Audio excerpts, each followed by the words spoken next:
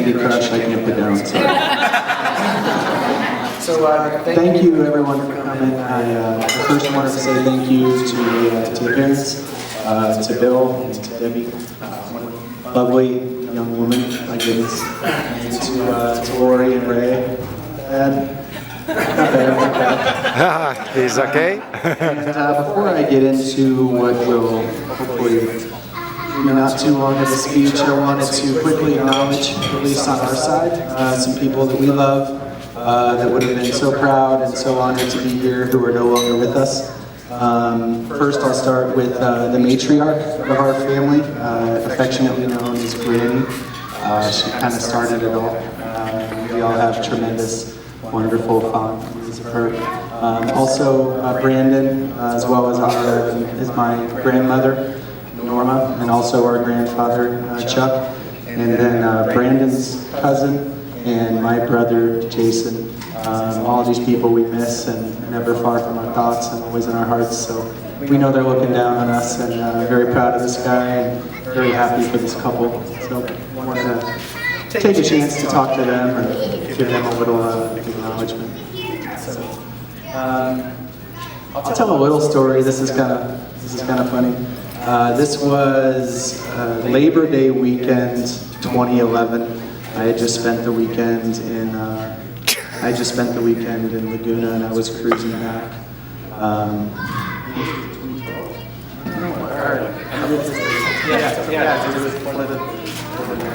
So I was headed back from California on the I-10, and I get a text from this guy here. He's like, "Dude, do you want to run a marathon?" And I don't know if any of you guys have seen the movie The Town with Ben Affleck, Jeremy Renner. There's a scene where Jeremy Renner comes up to Ben Affleck and he says, "I can't tell you where we're going, what we're doing. We can never talk about this. We're going to hurt somebody." And the only reply he gets is, "Whose car are we taking?" Granted, Brandon and me are slightly more refined people than bank robbers from South Boston, so usually it's not quite like that, but that's kind of how our relationship is. Like, if he says jump, I'm like, how high? All right, we're doing a marathon. Brandon and I are both decent-sized guys. We don't really have runners' bodies, so I naturally assumed that whatever nonsense he was talking about referred to the half marathon. So without thinking, I just committed. I said, "Yeah, let's do it, man." So anyways, he's got this training program, and he's kind of the marshal of this effort. And I remember our first training night. We went to the LA Fitness, and we worked out, and then we did our first training run. It was 3 miles on a treadmill. Sweet mercy, it was awful. 5.5 miles an hour, like it was just. I felt bad. I think we broke a couple treadmills, but we got through it. We went for a post-workout meal at the Whole Foods right by there, and it was at this post-workout meal that Brandon confessed that he had recently met a girl who was doing the Hamptons No!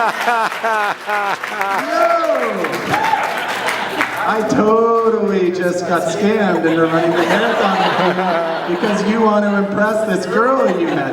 And for the record, it was not the half marathon, it was the full marathon. Wow. So, anyways, we trained casually. It was fine. We got through it. It took us a while. We got beat by several grandparents, great-grandparents, people who'd been in Vietnam, things like that. That's all good, right? So, anyways, that was just kind of a funny little story because, wanting to do some crazy thing like a marathon was a little out of character, and then it suddenly all made sense. So, yeah, that was a fun time. We bonded. It was a great time for them. They beat us by like an order of magnitude. It wasn't funny. I think they already got home and showered by the time we finished. Anyways, obviously I know Brandon very, very well. He's like a brother to me. He's my best friend. So I'll just share a little bit about what he means to me. This is a guy I look up to. I consider him a mentor. He's a doctor. He's an entrepreneur. He's a lover. He's reliable. He's a man of super high integrity. You know you can always count on him.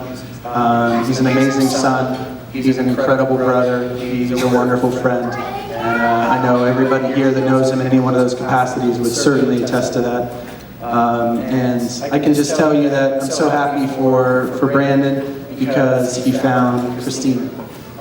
There was just something tangibly very different in his eyes and his tone and his manner as it related to her. There was a spark in his voice, there was a light in his eyes, there was a spring in his step. So much so that when he finally told me that he had asked her for her hand in marriage, I was like, yeah, not surprised. I was like, what did she say?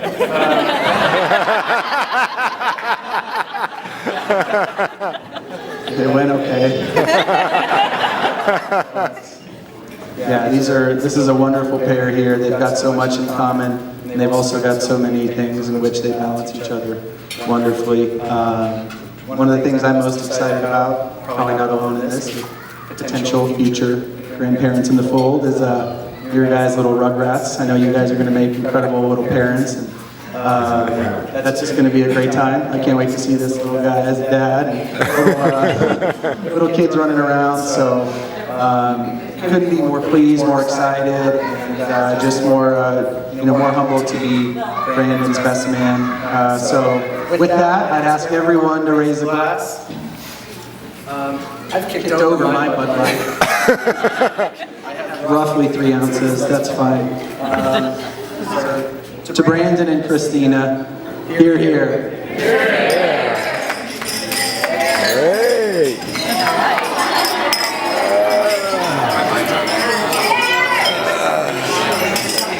Let's hear a round of applause. That great speech right there. Let's hear a round of applause.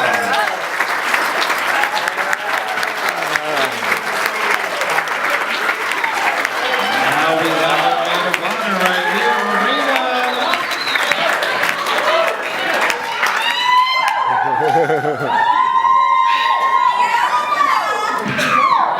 I'm not as good off the cuff, so I have to write notes. We love your notes. Christina is a risk taker. And I don't mean that in a skydiving, gamble with her life kind of way. Although she has gone skydiving. Yeah. I mean that in a seize challenging opportunities and make the most out of anything that comes her way kind of way. Christina and I met almost 10 years ago at a sorority rush function, and true to form, I show up because I was guilted into doing it, and I still drag Michelle here along with me. Christina saw an advertisement in a dormitory bathroom stall, and I was like, yeah, this sounds like fun. But look how good that turned out, right? And you can see this risk-taking quality throughout her life, from coming to UCLA as an engineer, from fulfilling her foreign language requirement by going to Spain, and from picking up and starting over again, not just once when she went to optometry school, but 3 more times when she did her residency, including twice at an Indian reservation. But most importantly for today, you see this, the way she took a chance, putting herself out there to meet somebody like Brandon. And that's the quality that I really look up to her so much for. Since I live in Sacramento, I haven't had the chance to spend a lot of time with the 2 of them as a couple. But over the last 10 years, Christina and I have gone through a lot of difficult moments in our lives. And we spent a lot of time dissecting every moment of every experience, from living together, when we were living together, staying up late, talking about these struggles, to calling each other on the phone and analyzing each moment that we, spent with men in relationships and trying to understand why none of these guys understand us. But then just met Brandon. And suddenly these phone calls stopped.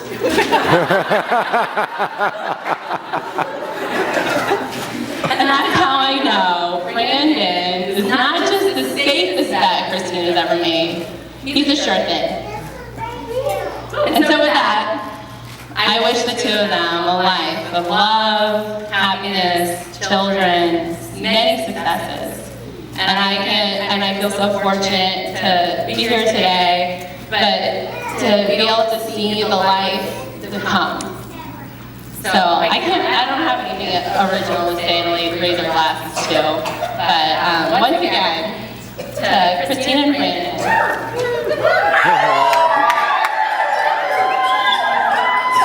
A wonderful life.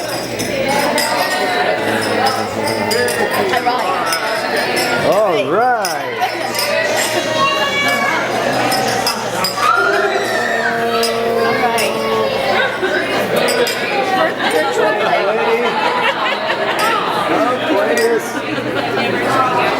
Don't drink all the champagne. We got one more.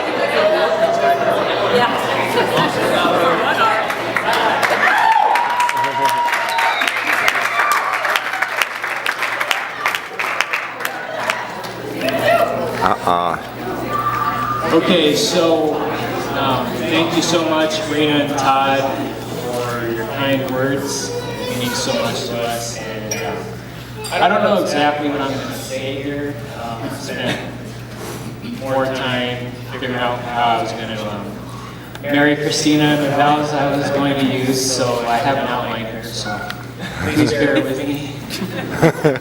Okay. So first of all, just wanted to generally thank everybody for coming here. It means so much to us. Christina and I were talking about this earlier. All the people that we love